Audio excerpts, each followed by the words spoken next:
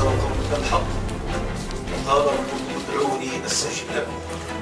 اللهم يا رب البريات، ويا واسع العطيات، ويا أحلم من تجاوز وعفا، ويا أكرم من لاذ بجوده الأقوياء والضعفاء، لا نتوجه إليك بجاه سيدنا محمد أن تجعل أمير المؤمنين في حجزك المنيع وفي حصنك الحصين.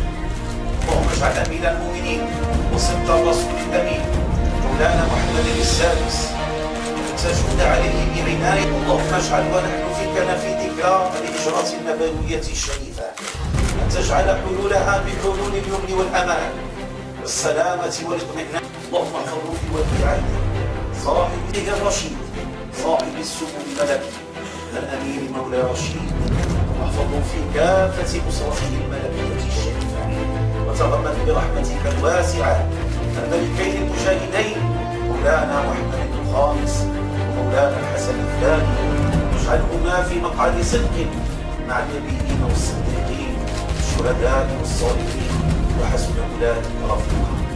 اللهم احفظ هذا البلد الأمين جميع الفتن ما ظهر منها وما بطن. اللهم اجعل بلد امير المؤمنين المغرب العزيز ينعم دائما بالاستقرار تحت الظل وكنف مولانا امير المؤمنين.